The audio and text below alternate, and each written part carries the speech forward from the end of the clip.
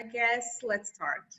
I'm not sure whether I will be to share my screen, but either way, good day everyone. I hope that you are doing all right.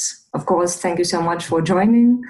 I hope that you will learn something new and valuable today. I'm not sure how much do you know about Vilnius University, but I hope that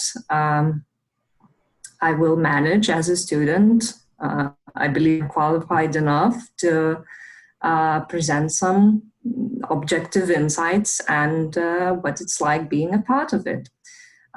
So without further ado, I've decided to divide my presentation into basically 5 main sections. I will also leave maybe 5 to 7 minutes for questions and answers. And of course, as with every presentation, at first I'd like to present some general information and maybe facts about Vilnius University. So to put it briefly, the University of Vilnius is one of the oldest and most famous establishments of higher education in Eastern and Central Europe. So it was founded in 1579, and since its establishment in the 60th century, Vilnius University, as an integral part of the European science and culture, has embodied this concept of a classical university and the unity of studies of research. And from my personal experience, what I've heard that people often, especially Lithuanian people, often refer to Vilnius University as one of the most liberal universities of Lithuania. So functioning for a long time as the only school of higher education in Lithuania, it was a preserver of cultural and scientific traditions. And I believe that it has played a significant part in the cultural life, not only of Lithuania, but the neighboring countries as well. And as I've mentioned, Eastern Europe especially. So during more than 4 centuries of its existence, the University of Vilnius has seen periods of growth, decline, revival, and closure. So it could be said that this university is a unique witness to the history of the Lithuanian state. And I'd say that not only it is a witness of history, but it is history. So we can now move on to some numbers. And in the latest published QS World University ranking, Vilnius University maintains a leading position because having jumped up by 35 positions in 1 year, Vilnius University is now rated at 423 and has been among 500 world's top universities for 5 years in a row now. So I believe that's a pretty big achievement. So the Vilnius University enjoys the highest rating in the field of academic reputation, which is determined through yearly polls of academic staff, where respondents are asked to name the best higher education establishments in the world. And in addition to the academic reputation, which determines the rankings, the ratio of students and lectures in faculties, and of course the indicator of foreign lectures at the university are also improving. So according to the Vilnius University rector, Professor Rimvydas Petrauskas, steadily growing indicators show that this university is pursuing its goals in a determined manner, and it is turning into an open, an international organization, while improving positions presuppose attraction of talents from all over the world.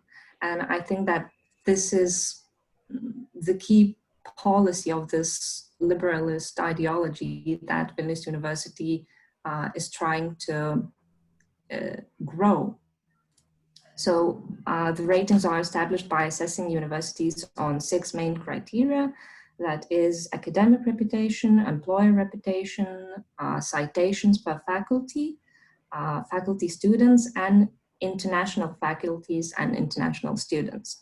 So it's very multifaceted rankings, I believe, and includes as many, I don't want to say minorities, but parts, communities of the university. And to add more about the QS University rankings themselves and why should we trust them. So it is the biggest independent world university rating established every year since 2004. And in the last 8 years, the Vilnius University went up by 178 positions.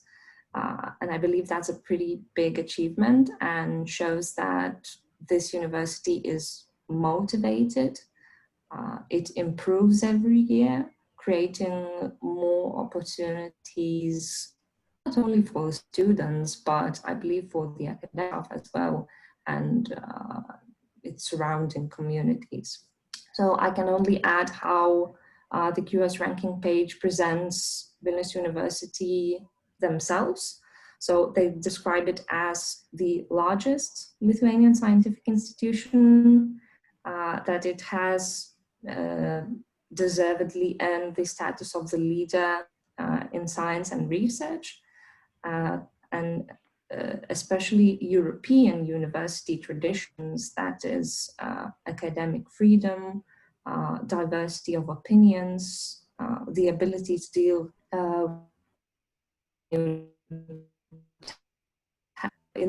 so, and of course, social responsibilities are fundamental values of this university. So the VU comprises of 12 faculties overall. We also have 7 additional institutes, 2 university hospitals, also 4 interfaculty centers of study and research. On top of that, the oldest library in Lithuania, with a modern science communication center. We also have an astronomical observatory, the botanical garden, and the Church of St. John's. So we can go back to saying that Vilnius University is not only a witness of Lithuanian history, but it is history. It is constantly surrounded by it. So overall, the student body of the university includes 21,000 students.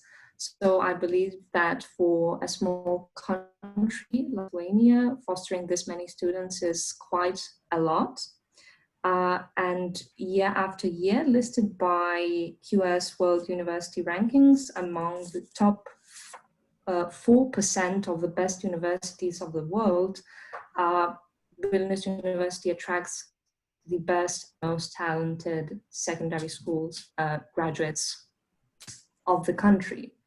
So now can we move on? We can move on to what it's really like being a part of this university, part of this community. And I really want to preface this with the university's policy on equal opportunities for everyone. And there is a strategic plan of Vilnius University that was designed for 2018 and 2020. This project is called Openness to Equality and Diversity.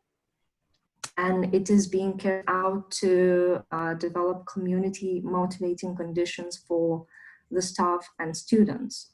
So this university seeks to promote diversity and ensure equal opportunities for all, regardless of their gender, race, nationality, language, faith, beliefs, your disabilities, family status, or any other possible grounds of discrimination. So for this reason, Vilnius University offers Trustline, and as it seeks to develop and ensure an organizational culture that enables everyone to feel safe and accepted and foster their individuality, each of us as a human being has a responsibility not to, through any actions or words, contribute to creating a hostile environment for an individual person or even groups. So I think that this makes me feel safe as a student, makes me feel safe being part of this community. I think, again, we can go back to this liberalist ideology and ideas of this university. So if you have experienced or witnessed perhaps sexual harassment, as well as discrimination based on gender, you are always encouraged to report it to the trust line, and there will be all the necessary measures taken in order to prevent any negative experiences in this university. So about the university life as a whole, maybe not as much about the main studies, but first of all, this university also offers a plethora of extracurriculum activities. So being open and trying out various activities is increasingly important today, and discovering yourself in a variety of academic fields is not only a benefit, but I think that is, in this very fast-paced world, it is also a necessity. So I will not name all the positivities, there's too many to name, but I will mention some of the most famous and which have many, maybe not academic, but academic as well, achievements. So for example, if you are a person who's very active and want to participate in sports, so in this case, you will find a great sports base and many opportunities for joining sports and other health events at university. So for example, Health and Sports Center invites people to take part in various kinds of physical activities. So students participate in the annual interfaculty competition for the Rector's Prize. You can also take part in health events. I think this is a very famous one, European Week of Sports events, as the university is a part and has agreement with many European Union countries. They are sort of obliged to organize these annual events and be a part of them. So of course, there are also various trainings and group activities, and they're all designed to fit international students' needs. So there are also some probably unexpected activities that you don't really expect to find at a university, at least I did not. For example, we have a club for candle lovers. We also have a community of traveling enthusiasts. They have recently conquered Mount Everest. I think it was a year or two ago. And there's also a hikers club. Dance lovers also can pursue their passion, and many other clubs and communities. And I've also mentioned that Vilnius University maybe not owns, but maintains and takes care of a botanical garden. So you are always welcome here. Vilnius University students can join, enter free of charge, and you can always find some plants blooming here any season. And by taking advantage of the latest technology, each plant has been assigned a QR code. So you can not only enjoy the scenery, but you can also learn about a great variety of research objects, for example, under the names of tulips, lilacs, or currants. So I think that's quite an interesting method to encourage people to learn something at any environment. So as I've mentioned, all of the clubs and communities are also designed to fit the international students' needs. And for this reason, we also have an organization called Erasmus Student Network. So ESN for short is the key volunteer student organization in international higher education in Europe. They provide opportunities for cultural understanding and self-development under the principle of students helping students. So network members work for the interest of international students and helps to improve social and practical integration, which I think is very important for the self-esteem of international students. And they also represent the needs and rights of international students based on the local, national, and international levels. So at Vilnius University, ESN is responsible for a mentor program, and they also organize cultural events for international students during orientation week. So the integrational process becomes much more smooth and easier and more welcoming. So talking more about international relations, Vilnius University has 176 bilateral agreements with other universities, mainly focused in the European Union. So what is a bilateral agreement? And it is an inter-institutional agreement between Vilnius University and also a partner institution in order to develop mutual activities and organize student exchange among them. But a bilateral agreement by default does not mean the exchange progress, also simply the concept of it. So for example, Vilnius University has several agreements with quite a few universities. So for example, University of Padova, right? Any student from Vilnius University can sign an agreement, a bilateral agreement, and leave for a semester to University of Padova and go through a course, usually, yes, one semester course there. But this does not mean that a student from Padova University will come to Vilnius University. They have such opportunity, but that is not necessarily the case. And there are even more programs for Erasmus students. I think that there is over 1,000 agreements.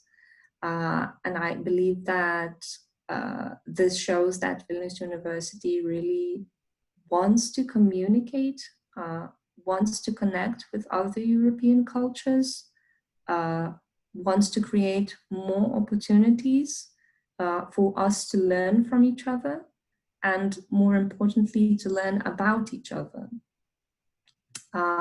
So what can Vilnius University offer for its students?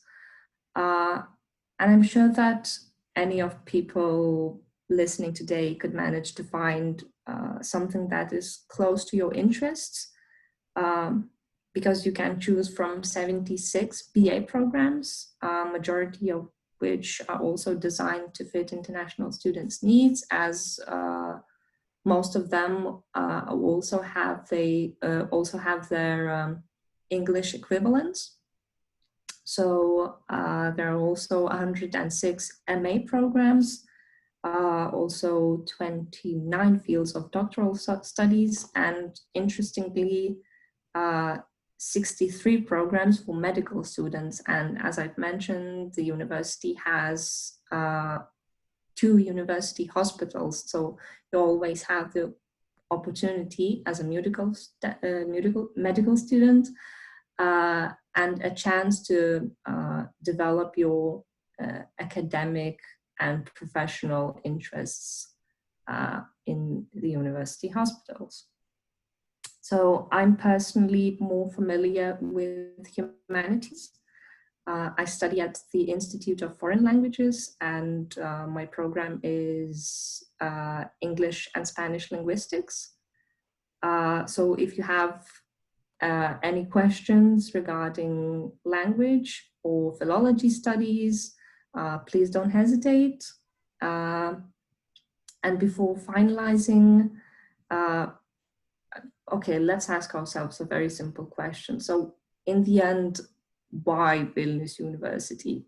And I can, again, simply skim through the facts and tell you that if you like the concept of a classical liberal university with over 430 years of academic traditions and the widest range of study programs in Lithuania, this university might be for you. If you think that a university that offers an academic environment focused on excellence and research and teaching, this university might be for you. If you want to immerse yourself into a friendly environment and you want your rights protected both as a student and as a human being, this university might again be for you. So to finalize, Vilnius University is the first in Lithuania according to national ranking. It is the most popular and most acknowledged higher education establishment among Lithuanian secondary school graduates. And it is a highly reputable university, not only in Lithuania, but also worldwide, as it is ranked among the 500 top universities of the world. And if you'd like to find out more about Vilnius University, you can, of course, find it on social media. It is very active there, mainly on, of course, Instagram and Facebook. I really offer following them on Instagram because they often organize Q&As with students. So if you're interested in application processes, integration processes, for example, how to write a CV, they also organize these themed Q&As. So I think that also adds up to the creating a friendly, I know, perhaps a down-to-earth university. They always answer. And I hope that I've managed all of you to study at Vilnius University now. Thank you so much for listening, and probably see you at Vilnius University in a year or two. If you have any questions, please don't hesitate. I will try to answer them.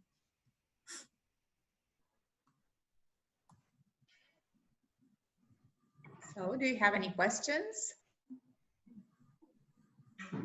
Mustafa, we cannot hear Microphone. Microphone. No. Thank you for your lecture, and I would like to ask you something about Laura. Hello. Yes. Hello. Thank you for your great lecture. My question is, as far as you see that a lot of Erasmus students and Erasmus projects have been dealt by you, maybe in personal or with some colleagues at your university, and how did these projects change the dimension of the student, and how did they maybe what tangible changes happen in their lives? What tangible? Well, this is a very personal thing, isn't it? People usually don't.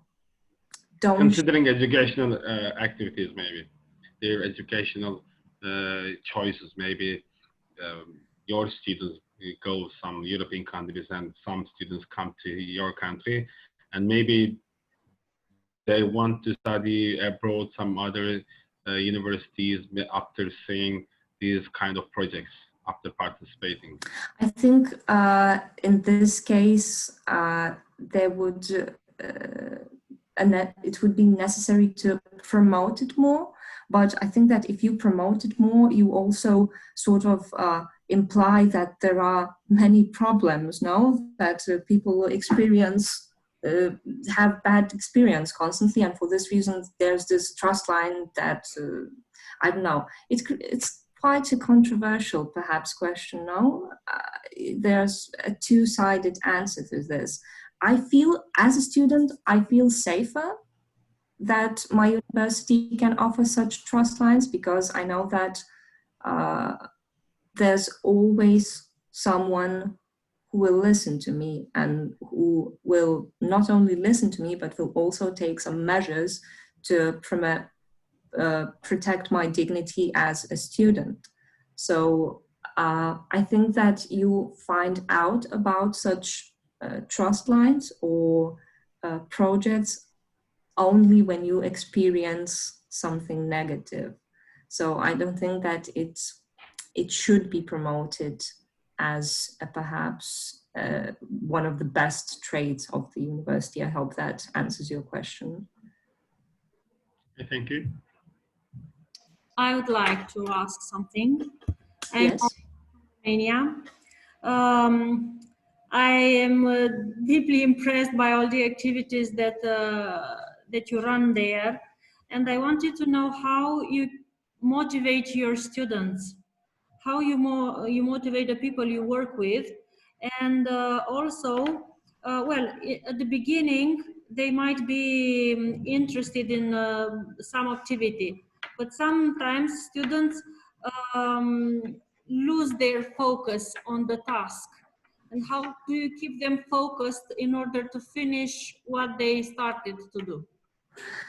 Well, finishing what they started to do is not only responsibility of the lecturer, isn't it? I think that once you're a student, you should be also able to motivate yourself. I mean, there's one lecturer and 60 students in one lecture. Can you motivate them all personally, or do you see do you see these all 60 students as a one big gray mass? So no, from my personal experience from in the institute, the thing that motivates me, for example, the most, I can only talk from my personal experience, is that the lecturers can feel when you're not motivated, and they really know how to find the right words to encourage you. And especially after failing a task, I feel so demotivated. I want to quit, I want to drop out, leave my studies, leave everything behind, but failure is not the end. And that's how I've been dealing with this for the past 3 years in this university. So I think that this sort of, I don't know, credo let's call it that I have really helps me to motivate myself. Thank you so much. Anytime. Laura is not the teacher yet, so it's difficult for her to answer the question. How would she motivate the students? Okay, so everything is in the future. And I can see that we have only 1 minute left. So do we have any more questions? Okay, so thank you for participating in the lecture. It was really nice to see you all, especially so many Turkish students. Thank you for participation, and it's a pity we cannot meet face to face yet, but hopefully we'll manage to meet each other. Okay, so 1 minute is left. So does anyone want to say something? Thank you for your organization. Okay, you're welcome. And As I expected, Michela is not here. we will be waiting you at Vilnius University and at the St. Cecilia's Gymnasium one day. Okay. Yeah, hope so. Hopefully. Okay, Hopefully. so thank you for everyone and bye. Bye.